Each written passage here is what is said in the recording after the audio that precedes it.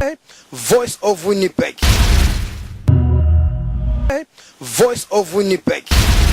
My heart is yours, I belong to you. Jesus, you're the same. Yesterday, today, forevermore. I glorify your name, magnify your name. Forevermore. I glorify your name, magnify your name. My heart is yours, I belong to you. Jesus, you're the same. Yesterday, today, forevermore. I glorify your name, magnify your name. Forevermore. I glorify your name, magnify your name. Forevermore. Voice of Winnipeg. Hello, this is Angel Vox from the United States of America, Buffalo, New York. We have been in Proclaim from the Miracle Center Cathedral. Yeah. And this is the transition to the United States of America, and now we now called Angel Vox. And we are really grateful for this program. Winnipeg, bienvenue Wabu, for the opportunity he's given out to us. Thank you so much. We love you. We love you. Bye. Voice of Winnipeg.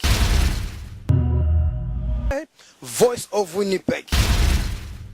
Beaucoup, groupe Angel Voice. Que Dieu vous bénisse là où vous êtes. Que Dieu puisse continuer à mettre et à susciter cette envie de le servir en vous. Que Dieu vous bénisse. Merci, chers frères et sœurs, de nous écouter, de nous prêter encore oreille aujourd'hui. Car ce n'est pas que nous sommes plus précieux que d'autres ou plus merveilleux que d'autres.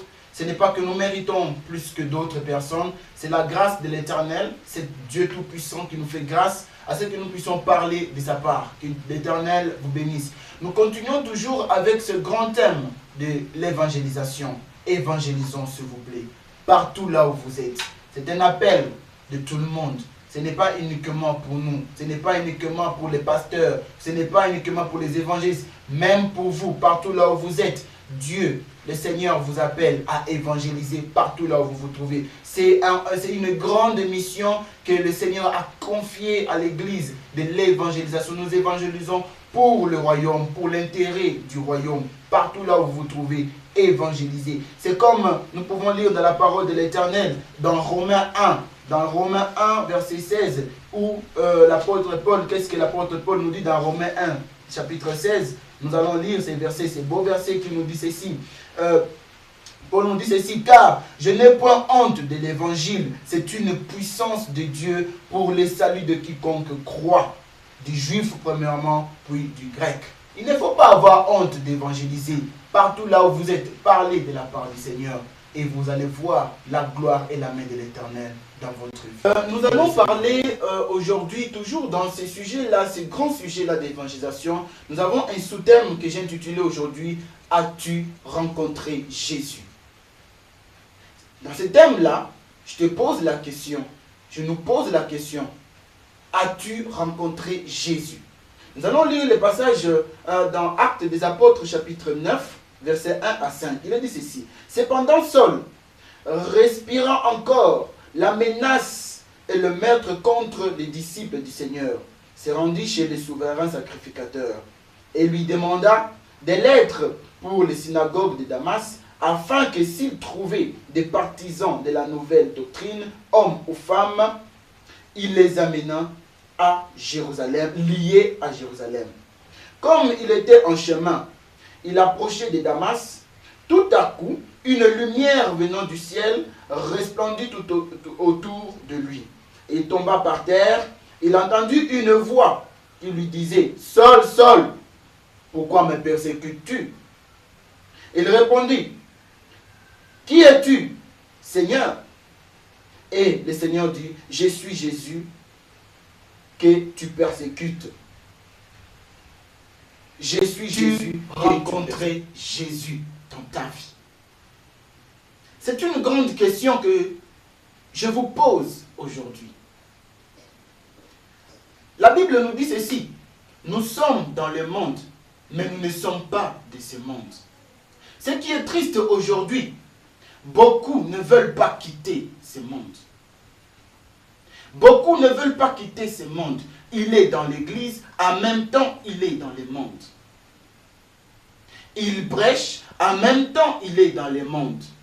Il chante, en même temps, il est dans le monde. Mais il est chaud de ce monde, il ne veut pas laisser. Ils ne veulent pas se détacher de ce monde. Ils ne veulent pas se détacher de ce monde. Mais la question que je te pose aujourd'hui, as-tu déjà rencontré Jésus? Parce que quand tu rencontres le Seigneur, parce que quand tu rencontres Jésus, jamais tu ne peux rester le même. Il doit y avoir un changement radical dans ta vie. Tu dois avoir un témoignage personnel que tu peux donner à quelqu'un. Tu peux lui dire que j'ai rencontré le Seigneur Jésus-Christ. Saul, c'était une personne, c'était quelqu'un qui persécutait l'Église. Une personne qui prenait plaisir à tuer les enfants de Dieu, à assassiner les enfants de Dieu. Alors, ces jours-là, il a rencontré Jésus sur son chemin. Ces jours-là, il allait dans sa mission pour exécuter sa mission, lier le peuple de Dieu, persécuter les enfants du Seigneur. Mais ces jours-là, il a rencontré le Seigneur Jésus-Christ. Et je vous dis, sa vie n'est pas restée la même. Sa vie n'est pas restée la même. C'est la question que je vous pose aujourd'hui. As-tu rencontré le Seigneur Jésus? As-tu rencontré le Seigneur Jésus? Saul, quand il a rencontré le Seigneur Jésus-Christ, sa vie n'est pas restée la même chose. Directement, vous voyez vous-même. Après, Saul, il est devenu Paul. Et vous savez ce qu'il a fait. Aujourd'hui, beaucoup ne veulent pas rencontrer le Seigneur Jésus-Christ. Ils aiment les choses de Dieu, mais réellement, ils n'ont pas un témoignage concret pour dire que non, moi j'ai rencontré le Seigneur Jésus-Christ. Parce qu'ils sont restés le même. Ils sont dans l'église, mais ils sont restés le même. Nous sommes appelés à évangéliser. Aujourd'hui, ce que je suis en train de faire chez vous, là où vous êtes en train de m'écouter, je vous pose la question, as-tu rencontré le Seigneur Jésus-Christ? As-tu rencontré le Seigneur Jésus sur ton chemin? Qu'est-ce que tu peux dire si tu as rencontré le Seigneur Jésus-Christ? Qu'est-ce que tu peux dire? Chers frères et sœurs, chers amis, partout là où vous êtes, je vous ai dit que moi je ne suis pas meilleur que vous. Parce que cette question, Dieu nous la pose à nous tous. Même moi, je suis là-dedans. Est-ce que j'ai déjà rencontré Jésus? Est-ce que tu as rencontré Jésus? Nous entrons dans les églises aujourd'hui. Nous voyons, il y a des enfants de Dieu qui sont dans l'église. Des églises pleines. Il y a des églises où vous pouvez trouver 10 000, 5 000, 6 000, 3 000 personnes, 100, 150. Il y a des chorales.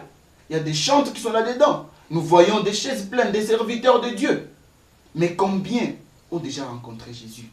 Combien ont des témoignages personnels qui peuvent se tenir debout et dire, moi j'ai rencontré Jésus. Voilà comment est-ce que ma vie était et voilà comment est-ce qu'elle est aujourd'hui. C'est ça un témoignage personnel. As-tu un témoignage personnel? Est-ce que j'ai un témoignage personnel où je peux me tenir debout et défendre ma rencontre avec le Seigneur? As-tu rencontré Jésus? Est-ce que j'ai déjà rencontré Jésus? Pourquoi est-ce que tu entres dans l'église? Pour te faire plaisir. Nous voyons, il y a des chantres qui sont là. Ils ont des belles voix. Il y a des gens qui entrent à l'église. Louange, adoration, c'est impeccable. Ils sont là. Mais combien ont déjà rencontré Jésus? Combien peuvent témoigner de leur rencontre avec le Seigneur Jésus-Christ? C'est pareil pour vous. Nous voyons des serviteurs de Dieu dans les églises. Ils se tiennent debout, ils prêchent. Ils ont des grosses Bibles. Ils crient partout. Ils prêchent partout. Ils se tiennent, c'est impeccable. Quand tu l'entends prêcher, waouh, il prêche très bien.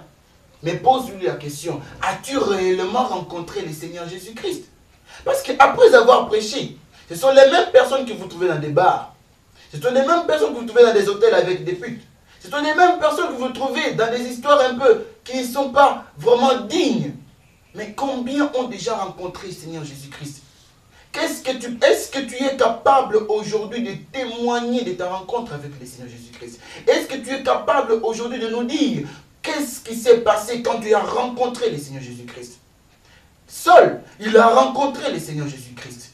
Et sa vie n'est pas restée la même. Il a été transformé. Il a été changé. Quand tu viens dans l'église, ce n'est pas uniquement dire que non, puisque j'entre dans l'église et c'est fini, je suis devenu chrétien. Puisque je chante, c'est fini, je suis devenu chrétien. Puisque je prêche, c'est fini, je suis devenu chrétien. Mais c'est quoi être chrétien? C'est quoi naître de nouveau? Aujourd'hui, c'est triste dans les églises. Tu peux poser la question de dire, c'est quoi la nouvelle naissance? C'est quoi naître de nouveau? Ils sont trop peu aujourd'hui de te répondre. Ils te donnent la réponse. Ils disent que voilà, être de nouveau, c'est ceci. Être de nouveau, c'est comme ceci. C'est rencontrer le Seigneur Jésus-Christ. Et parce que quand tu rencontres le Seigneur Jésus-Christ, il entre dans ta vie. Tu n'es rien. Frères et sœurs, mes chers amis, arrêtons de remplir les églises, de regarder les églises uniquement en nombre numérique. Mais il est temps aujourd'hui de faire un examen de conscience par tout le monde et se poser la réelle question. Est-ce que j'ai déjà rencontré Jésus? Je connais des chrétiens aujourd'hui dans les églises. Si on touche réellement au péché, si on touche réellement à ceux qu'ils ont fait du mal, et directement ils prennent fuite des églises. Pourquoi? Je connais d'autres chrétiens aujourd'hui. Ils ont transformé les églises en lieu de rencontre. Des copines, des copains, des amis. Et là, à l'église, ils viennent se rencontrer. Ils viennent se raconter des histoires de chez eux, de leur voyage, de leurs projets, de leur travail, de leur semaine. Mais est-ce que vous avez déjà rencontré le Seigneur Jésus? Moi, c'est là où je me focalise. Et c'est là où je pose les réelles questions. Jeunes, quand vous entrez à l'église, vous venez faire quoi? C'est quoi votre réel but? C'est quoi? Qu'est-ce que vous cherchez en entrant à l'église? Moi, je connais des chrétiens à l'église. Ils viennent là, uniquement, pour se faire plaisir, pour se faire voir. Pour qu'on puisse le voir. C'est l'enfant de tel, c'est le fils de tel, il est de telle famille. Non! L'église aujourd'hui n'a pas besoin de ça. L'église aujourd'hui n'a pas besoin de ce genre de situation. Une personne qui a rencontré Jésus, un autre exemple, Zachée, il a rencontré Jésus sur son chemin. Quand il est monté sur cet arbre-là qu'on appelle sycomore, il a rencontré Jésus ce jour-là. Et ce jour-là, c'était une autre journée, une journée spéciale pour lui. Quand Jésus-Christ est entré dans sa maison, vous savez vous tous, qu'est-ce que Jésus-Christ a dit? Le salut est entré dans cette maison. Est-ce que Jésus-Christ peut témoigner de vous aujourd'hui comme cela? Est-ce que Jésus-Christ peut dire aujourd'hui que le salut est entré dans votre maison? Est-ce que Jésus-Christ a une place spéciale dans votre cœur? Est-ce que vous avez déjà rencontré le Seigneur Jésus-Christ pour qu'il puisse témoigner réellement qu'il a la place, cette première place dans votre vie? Mes chers frères et sœurs, nous allons à l'église, nous chantons, nous louons, mais c'est malheureux, c'est triste de voir qu'aujourd'hui, dans beaucoup des églises, il y en a beaucoup qui n'ont pas encore fait cette rencontre personnelle avec le Seigneur Jésus-Christ. Parce qu'ils entrent dans les églises, mais ils restent toujours ivrognes. Ils entrent dans les églises, ils sont toujours impudiques. Ils entrent dans les églises, ils sont toujours adultères. Ils entrent dans les églises, avec toutes les histoires-là du monde, ils sont venus avec ça dans l'église. Quand on leur demande de laisser ceci, ils sont fâchés. Quand on leur demande de laisser ceci, ils ne sont pas d'accord. Mais comment est-ce que l'église de Dieu, ou comment est-ce que l'église du Seigneur, le corps de Christ, va évoluer? Mes chers serviteurs de Dieu, aujourd'hui, c'est toujours cette question qui arrive. As-tu rencontré le Seigneur Jésus-Christ? Nous voyons les serviteurs de Dieu aujourd'hui avec de gros noms. Bishop, archibishop, prophète, visionnaire, ceci et cela, de gros noms. Mais ce ne sont pas tes noms-là. Ce ne sont pas tes titres-là qui montrent réellement que tu as déjà rencontré le Seigneur Jésus-Christ. Parce que, malgré tous ces noms-là, quel témoignage tu as là à l'extérieur? Malgré tous ces noms-là, est-ce que toi-même, moi-même ici, je suis capable ou tu es capable de donner un témoignage palpable, un témoignage de ta rencontre avec le Seigneur?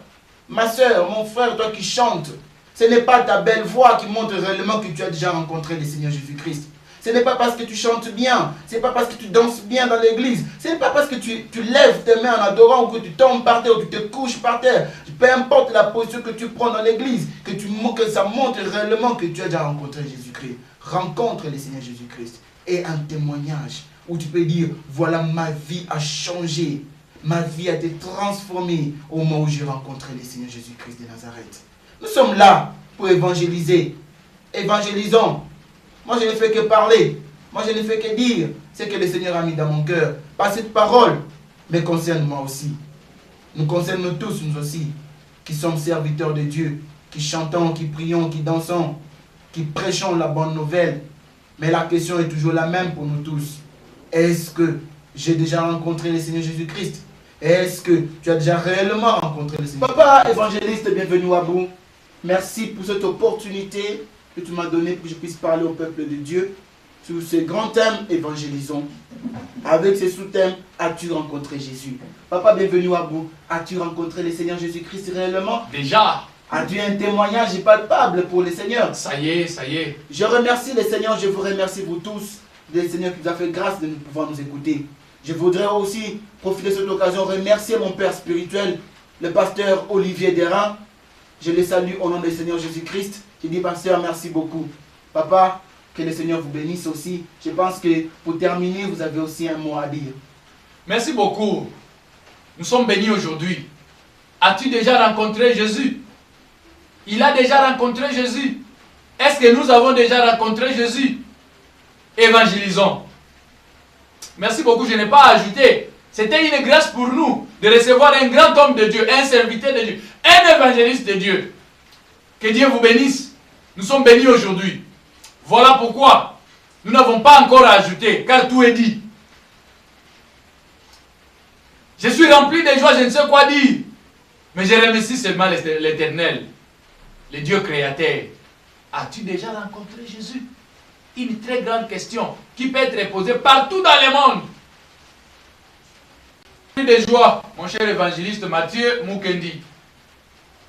C'est une très grande joie pour moi. Et c'est un message très direct, concret. Tout le monde, si tout le monde se posait cette question, oh, le monde satanique serait déjà dépeuplé depuis longtemps. Je dis merci à l'évangéliste Lei Baunda aux États-Unis d'Amérique et à son épouse, Madame Rose Bouira. Je dis merci à l'évangéliste Eric Mata à l'Est-Afrique. Je dis merci à Eli, pasteur Eli Matamba. Soyez toujours collés avec Jésus-Christ. Le millier ne nous dit rien. Nous sommes là pour évangéliser. Pasteur David Kubuya, continuez à évangéliser. Nous évangélisons, nous n'allons pas nous fatiguer. Bien-aimés, nous continuons à évangéliser. Et à la fois prochaine, si Dieu nous parle encore, nous demande de chercher un autre serviteur à qui lui-même a préparé, vous le verrez. Que Dieu vous bénisse. Mais vous avez oublié Angel Voice. Que Dieu vous bénisse. Oh, Angel Voice. Dieu est avec vous. Il vous conduit. Il prend contrôle de tout ce que vous faites. Soyez collés avec lui. Au nom de Jésus. Voice of Winnipeg. Voice of Winnipeg.